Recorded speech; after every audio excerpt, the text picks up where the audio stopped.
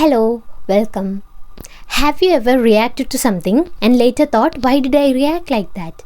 Maybe someone didn't reply to your message and you suddenly felt anxious. Maybe someone criticized you and it ruined your whole day. Or maybe someone raises their voice and you immediately shut down. And in those moments, it feels bigger than the situation itself. But what if I told you, sometimes it's not the adult version of you reacting, it's the younger version of you, your inner child.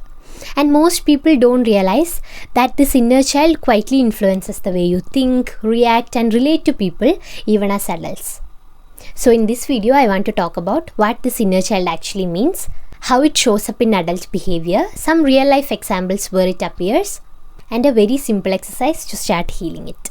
First, let's clear something up. The inner child doesn't mean you literally have a child inside you. It simply means the emotional part of you that was formed during childhood. When we are children, we are constantly learning things like, am I safe? Am I loved? Do my feelings matter? Is it okay for me to express myself? And depending on the environment we grow up in, our brain forms certain beliefs. For example, if a child is often ignored, they might grow up believing my needs are not important. If a child is constantly criticized, they might grow up believing I'm not good enough. If love was unpredictable, they might grow up believing I have to earn love. These beliefs don't just disappear when we become adults, they quietly live inside us as our inner child.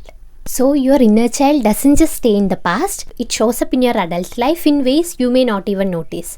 For example, sometimes people become extreme people pleasers. They struggle to say no, they feel guilty setting boundaries, not because they want to, but because their inner child learned that love comes from keeping others happy.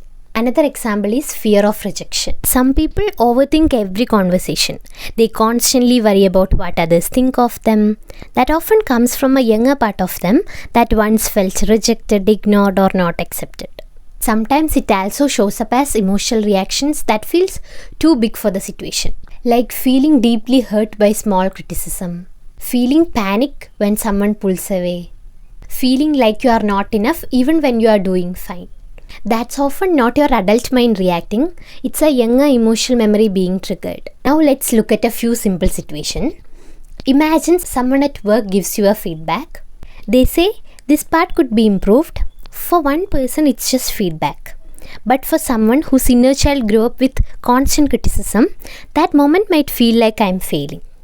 Another example, your friend cancels plan. Logically, you know they might just be busy, but emotionally you suddenly feel they don't care about me. That reaction might come from a younger part of you that once felt abandoned or left out. Another common one is in relationships. Some people become extremely anxious when their partner seems distant. They may start thinking, are they losing interest? Did I do something wrong?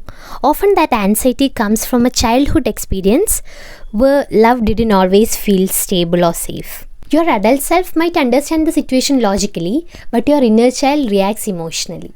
And here's something important to understand. This doesn't mean something is wrong with you. It just means your brain learned certain emotional patterns when you were very young. At that time, those patterns were actually ways to protect yourself. Some of those patterns might be showing up in your life that no longer serves you. And that's where healing begins.